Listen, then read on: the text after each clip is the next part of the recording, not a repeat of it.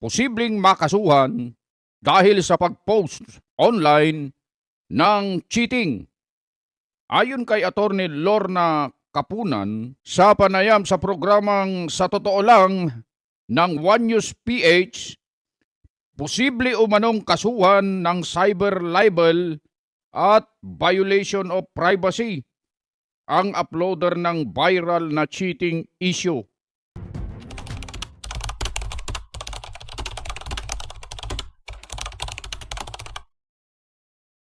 Pagbati po sa inyong lahat mga kababayan at mga mahal po naming taga-subaybay. Ako po si Just Vlog. Rekta na kagad tayo.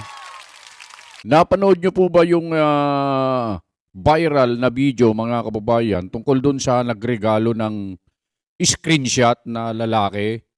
Ngayon ay viral na viral po yun sa social media mga kababayan. Oo, yung tungkol dun sa nagloko. Nagloko yung kanyang girlfriend at itong girlfriend niya pala ay mayroon pang isang boyfriend pa. Bukod dito sa nagpost sa social media ng kanyang yung kanilang conversation doon sa kaibigan niya na ipinasa naman sa kanya mga kababayan. At yun ay ipinost niya sa social media, pati yung video noong ibinigay na niya yung kanyang regalo ay yun nga, mayroon pang nalalaman na pwedeng for the last time ay last hug. Mga ganun-ganun pa. Humihirit pa eh. Booking na nga mga kababayan, humihirit pa ng huling yakap sa huling sandali mga kababayan. Oo ang dami pong reaksyon ng mga netizen tungkol dito. Sabi ng mga iba, sa wakas, sabi nila, sa wakas, naging tama rin ang lalaki. Yan ang sinasabi ng mga kababayan natin. Mukhang napurnada po yung sa wakas na yun, mga kababayan. Yung sa wakas ay naging tama rin ang lalaki. Mukhang napurnada po, mga kababayan. Opo, bakit? Mukhang itong lalaki ay kakasuhan pa yata at nahaharap sa kaso mga kababayan. Meron po kasing video na lumabas na in-interview ang isang abogado na nagngangalang Lorna Kapunan ay sinasabing posibleng makasuhan dahil sa pag-post online ng cheating. Nako, nakakasuhan pala itong ganito. Kapag ka pala ipinost mo yung pag-cheat ng boyfriend mo o kaya girlfriend mo sa online, pwede ka palang kasuhan. Delikado pala ito. Basahin ko lang yung report Ito, basahin ko. Posibleng makasuhan dahil sa pag-post online ng cheating. Ayon kay Attorney Lorna Kapunan, sa panayam sa programang Sa Totoo Lang ng One News PH, posible umanong kasuhan ng cyber libel at violation of privacy ang uploader ng viral na cheating issue. Ayun mga kababayan. At wala, napurnada po itong akala natin ay tumama na yung lalaki. Lagi kasing tama sa mga nakakaraan mga kababayan, laging tama ang mga babae. Pero sa pagkakataong ito, akala ng mga netizen sa wakas ay tumama rin ang lalaki. Pero mukhang hindi pa rin, mali pa rin mga kababayan. Ito pa yung isang post Vince Jimenez. Posibleng makulong dahil sa paglabag sa Data Privacy Act of 2012, RA 10173, Cyber Libel RA 10175, Cybercrime Prevention Act, at Unjust Vexation or Harassment. Ayan ang kakaharaping kaso, kawawa naman ito. Siya na nga po ang niloko. Siya pa itong kakasuhan mga kababayan. Ang mali naman po talaga dito, mga kababayan, talaga namang mali po yun. Yung ipopost mo, yung isang bagay na katulad nito, meron talagang pananagutan yan sa batas, mga kababayan. Dapat sana, pinagbigyan na lang niya ng last hug para natapos na. Oo, nagpapaalam na pinaalis na gusto pang makayakap gusto pang humirit ng isa pang yakap baka kung saan pagka kasi pinagbigyan niya ito, mga kababayan, yung huling hiling niya, yung last request na huling yakap for the last time, yung last hug, baka kung saan pa mapunta Kaya hindi na niya pinagbigyan, mga kababayan, at ayun nga, pinaalis na. Mag-a-update pa raw, mga kababayan. Mabuti siguro ay panoorin natin, mga kababayan, yung video tungkol doon sa huling sandali, yung huling sandali, yung nagpapaalam. Yung pagkatapos natapos na po yung pagbubukas. Okay? Natapos na po yung pagbubukas, yung usapan nila bago siya umalis at humihingi, nagre-request pa ng isang yakap for the last time. Last hug na lang. Tingnan, panoorin natin to. Pero hindi ibig sabihin pwede mo sana, na before mo gawin yung mga ganyang bagay, mga kademonyong ganyan, sana isip mo yung may mga ganyung possibilities, consequences sa buhay. Hindi ko matatakot sa mga nag-cheat ngayon, tapos pinopost. So yun nga yung gagawin mo? Hindi ko alam. Nasa 50-50 pa rin talaga actually. Ang gusto ko na talaga purpose, malaman ng boyfriend mo. Sobrang lala kasi ng gagawin mo, Philips, man. So, hindi mo lala yung ginawa mo. Malala sa'yo. Alam mo yun? Wala na sa patimbangan. Alam It's kung, consequences. kung nasasaktan ka doon, I'm sorry. Pinakapati natin Kung- yung joyride mo. Kung napasok ka sa relationship namin, sa away namin, I'm so sorry about it. Yun You're lang. not sorry. You're just sorry because you got caught. Kasi nahuli ako. Diba? Tama. Pero nagsasorry pa rin ako Hindi ka sorry. Hindi ka sorry. Nakita ko sa matang. Hindi ka sorry. Ano bang gusto mo sabihin? No, wala. Alam ko kung ano lang yung sincere. So, hindi. Wala akong hinihiling na mag-sorry ka. Wala kang hinihiling, so binibigay ko. Okay. You're not sorry. I'm so sorry sa nagawa ko sa'yo. You're not sorry. Ilan mo? Sige na. Mag-isimba pa ako. Pagdadasal kita. Goodbye. Goodbye. So last. Ano last? Ano last? Last? Kaya nga. Kaya nga. Bye. Ano po natin? Wala lang. Tinitingnan lang kita. Kasi ngayon lang pa nito. Ito yung last time. Thank you. And thank you sa mga ginawa mo. Sige na. Natin ka pa ng joyride mo ngayon. Sige na. Pinagit ako. Ha? Gusto mo na tayo hug last time? No. Wala na talaga. That's your last time. Okay. Good time. Bye. Wala bang tao dito? So update na lang kita mamaya. Good time.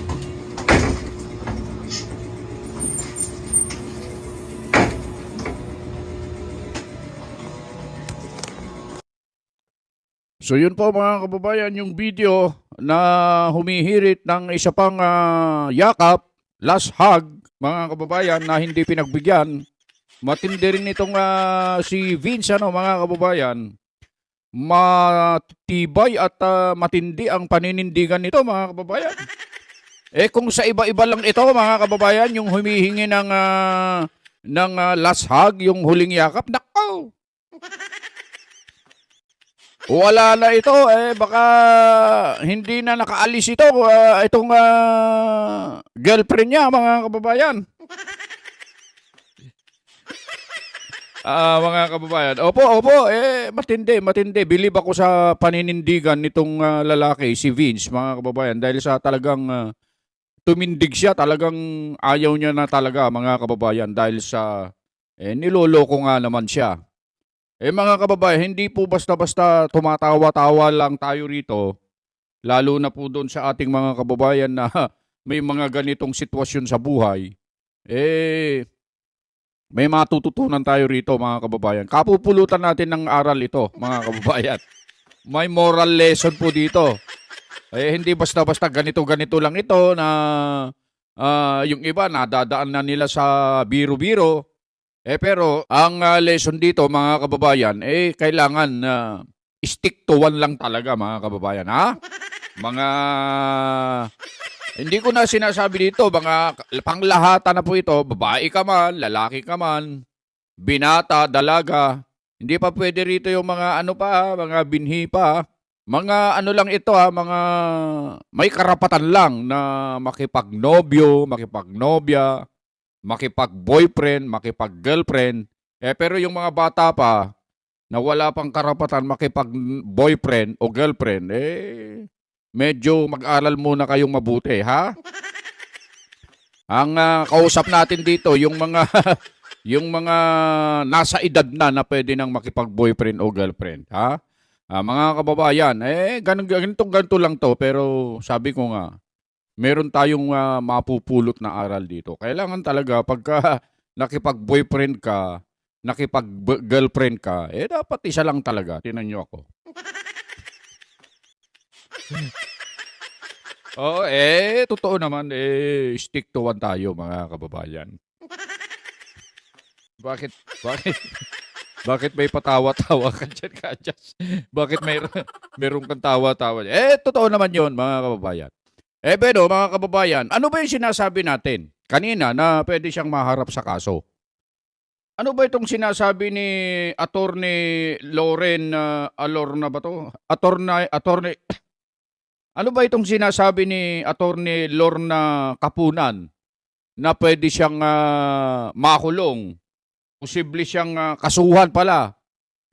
Ano ba itong sinasabi ni Attorney Lorna Kapunan na posibleng kasuhan itong si Vince dahil sa ginawa niyang pag-upload ng cheating issue na ito, mga kababayan?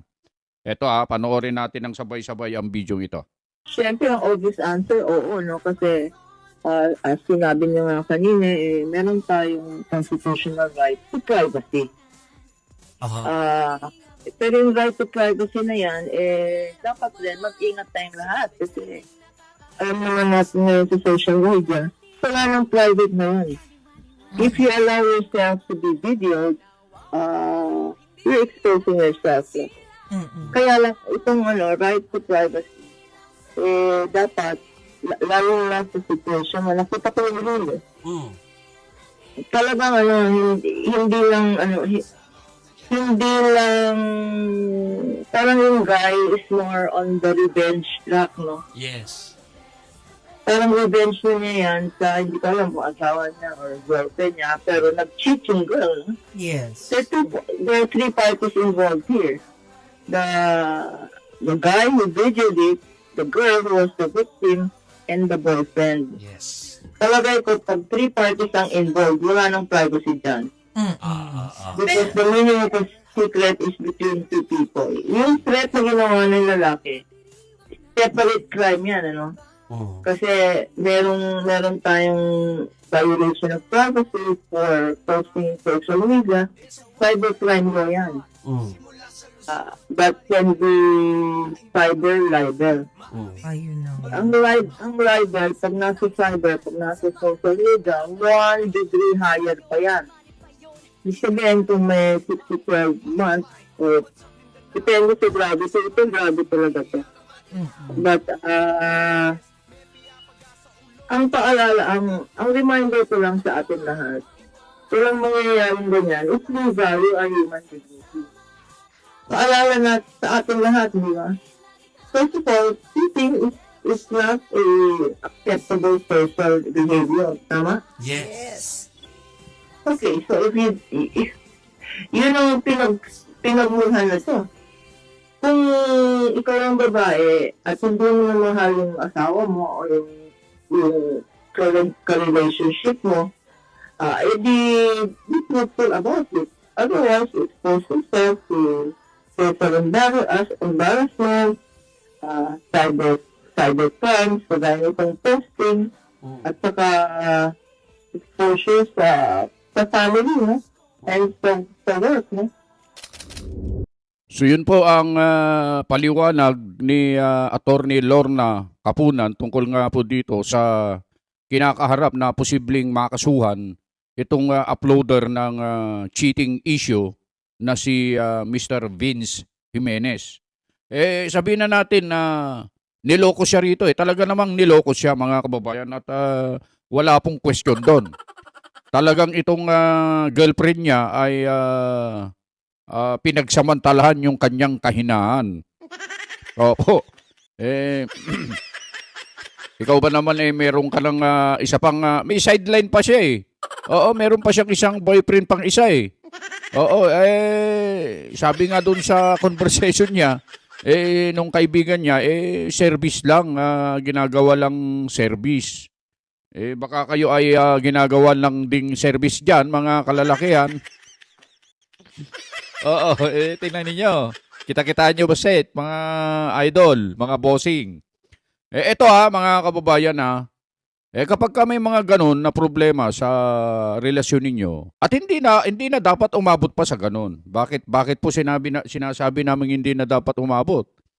Kailangan talaga pagka pipili ka, yung sa Ilocano, yung kap-kap na kamon. Yung isa lang talaga, yung siya na talaga, wag ka nang kukuha ka pa ng reserba eh. Meron ka pang sideline eh. Wag ganon. Para maging fair naman, ang pangit kasi rito, yung babae ang nagloko rito. Hindi naman yung lalaki ang nagloko rito eh. Yung babae, yun ang masakit dun sa parte na yon, mga kababayan. Kaya ang payo namin dito, sa babae man o sa lalaki, at lalo na pagka may mga ganitong problema sa relasyon, huwag nyo ipopost sa social media.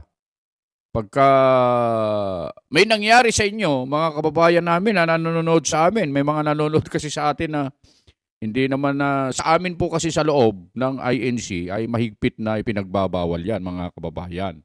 Opo, mahigpit na ipinagbabawal yan. Totoo, dito sa amin may mga tinatanggap kaming mga pagtuturo, mga aral na bago ka pumasok sa relasyon, kung ikaw ay lalaki, kailangan mong may matatag kang hanap buhay, kaya mo nang bumuhay ng pamilya, ganon. May mga tinatanggap kaming pagtuturo na mga ganon. At mayroon kaming dito hindi yung mahigpit na pinagbabawal dito yung makipagrelasyon ka nang wala ka pa sa tamang edad. Doon sa iba po kasi, hindi naman natin nilalat, pero de los buenos. Kababata pa, may mga boyfriend, girlfriend na.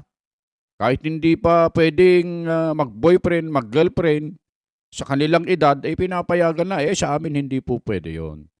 Hindi po pwede, hindi po pinapayagan yon. Mahigpit po ang turo dito sa amin na kapag makikipag-boyfriend ka na, makikipagrelasyon ka, kailangan isa lang. Okay? Sa panig ng babae o sa lalaki. At kapag ka naman may nangyari, halimbawa, dalawa lang kayo, meron kayong hindi pagkakasunduan o meron kayong hindi pagkakaunawaan dahil hindi naman nawawala yan, pag-usapan ninyo ng maayos. Hindi dapat idaan sa social media sapagkat wala namang ibang makakatulong para ma-resolve yung problema ninyo tungkol sa relasyon, mga kababayan, kundi kayo at kayo din ang makaka-solve niyan. Wala pong ibang tutulong po sa inyo. Hindi naman po nararamdaman ng kapitbahay ninyo, kakilala nyo, o kaya kung sino man, yung nararamdaman ninyo. Kayo at kayo lang din ang makakapagbigay ng solusyon sa kahit na anumang magiging problema nyo sa relasyon, mga kababayan. Ganun po yun, Naging na tayo, naging tagapayo na tayo ng mga kababayan,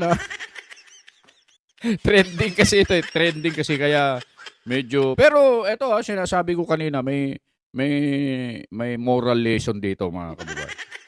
Ang isa sa moral lesson dito, mga kababayan, yung wag kang papayag yung hihingi ng last hug. Wag kang... Hindi yun. Ang moral lesson dito, mga kababayan, stick to one. Wag kang manloloko, wag kang mag-cheat.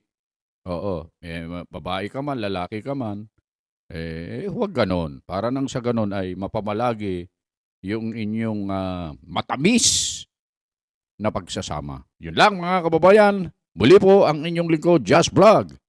Bumabati po sa inyong lahat ng isang magandang araw. Anumang oras po ninyo mapanood ang video ito. Sa lahat po ng ating mga OFW na nanonood po sa amin, mag-iingat po kayo at advance Happy New Year po sa inyong lahat. Mga kapatid, ayun, mag-iingat po kayo at huwag kayong gagamit ng anumang paputok, ha? May mga ipinost na ipinagbabawal na paputok, pinaka-safe. Huwag na lang po kayong magpapaputok. Mga kababayan, yun lang. Happy New Year po sa inyong lahat.